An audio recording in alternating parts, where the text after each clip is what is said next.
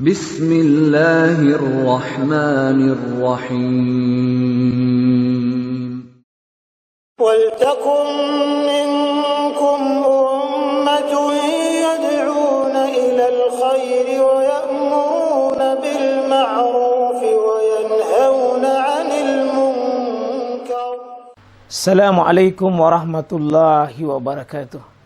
Alhamdulillah wassalatu wassalamu rasulullah mabad. Allah berfirman, wajahidu bi amwalikum wa anfusikum. Berjuanglah kalian, berjihadlah kalian melalui hartamu dan dirimu. Hampir semua ayat-ayat berjuangan dan pengorbanan itu dimulai dengan bi amwalikum, harta kalian, harta kalian. Saya mengajak secara praktis dan kami sudah buktikan. Rp1.000 itu bisa luar biasa dahsyat. Bisa beli mobil, bisa buat kuburan, ya, bisa membangun masjid. Uang 1.000. Mari kita satukan uang 1.000 kita. Nanti kami jemput. Di rekening ini insya Allah bisa kita buat. Di rekening ini insya Allah kita buat sebuah kekuatan umat dengan Rp1.000. Rp1.000 dahsyat. Alhamdulillahi Rabbil Alamin. Walladhi ja'alana minal mu'minina wal muttaqina haqqan wa akhrajana minal kafirin wal musyrikin wal munafikin wal zalimin wal yahdina ila siratil haq siratil aziz wa yatamassana fi sunnatin nabiyina Muhammad sallallahu alaihi wasallam. Alhamdulillah, ikhwa fillah, rahimani wa rahimakumullah jami'an insyaallah. Senantiasa kita hadirkan syukur kita pada Allah Subhanahu wa taala, terutama nikmat yang membuat napas kita ini berharga, waktu kita ini bernilai, dan seluruh yang kita usahakan ini ada nilainya di sisi Allah Subhanahu wa taala karena prestasi keimanan kita. Alhamdulillah, aset paling berharga bagi seorang muslim adalah dirinya mendapat hidayah dan memelihara hidayah tersebut. Dan kerugian terbesar hidup manusia ketika dia ditawarkan hidayah, iman dan taufik, lalu dia menolak tentang hal itu. Bersyukur kita jemaah sekalian, karena yang memberi keimanan setiap makhluk adalah Allah Subhanahu wa taala. Kita tidak berdaya sedikit pun dan kita tidak berkuasa. Alhamdulillah walladzi hadana lihaza, yakni ad-din al-Islam. Kita bersyukur atas hidayah iman, atas hidayah Islam ini yang ada pada diri kita. Kita rawat baik-baik, kita ikat baik-baik, kita syukuri baik-baik sekalian. InsyaAllah di kesempatan kali ini kita akan masuk di kaidah yang ke-34. Ya, sudah kita masuk di sebuah ayat yang populer berhadapan dengan orang kafir, orang Yahudi dan Nasara. Auzubillahi minasyaitonirrajim. Walan tarda angkal yahudu walan nasara hatta tattabi'a millatahum. Dan kaum Yahudi dan Nasara itu tidak akan pernah sama sekali ridha pada kalian sampai kalian mengikuti agama atau millah mereka. Oleh penulis dimasukkan ini sebagai sebuah kaidah besar. Kaidah besar. Karena ayat ini sekalian ayat yang menjelaskan pada kita bagaimana berhadapan dengan musuh Islam, terutama musuh dari kaum ahlu kitab, Yahudi dan Nasara. Salah satu prinsip besar dari akidahnya seorang muslim, bagaimana dia bersikap kepada musuh Allah dan musuh Rasulnya, dan lebih khusus kepada kaum ahlu kitab. Meskipun kita ini bagus hubungan kita kepada Allah Subhanahu wa taala secara akidah dan ibadah, tapi kita tidak lulus bermuamalat dengan musuhnya orang kafir Yahudi dan Nasara, maka keimanan kita itu tidak lengkap dan tidak akan sempurna ya sekalian. Tidak akan lengkap, tidak sempurna. Karena itu dalam ahli-ahli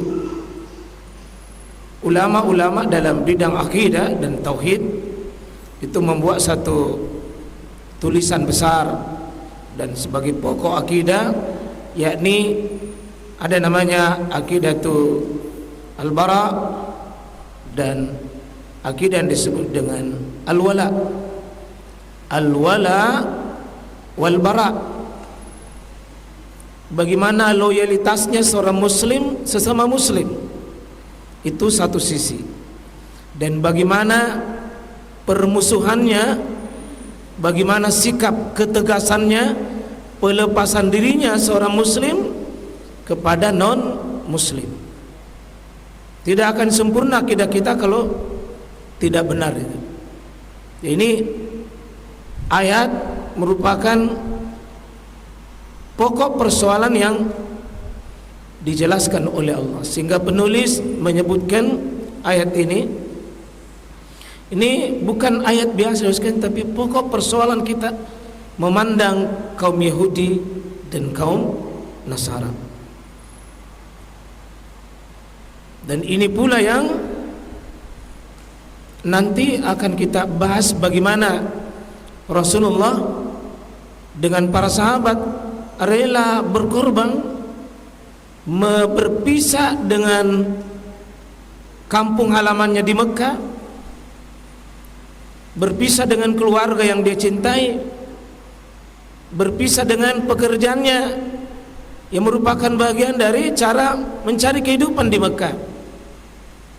Tapi rupanya sikap para sahabat yang sudah mendapat sajian hidayah melalui syahadat, lihatlah sahabat sekalian rela pergi, berpisah dengan semua itu. Karena di sini ada darul iman wa darul kufar. Bagaimana berpisah dengan kekafiran dan bagaimana menuju kepada keimanan. Itu prinsip besar. Satu kawaidul kubra, kaidah agung dalam Islam. Merawat iman itu salah satunya sekalian tidak akan sempurna kalau tidak membenci lawannya.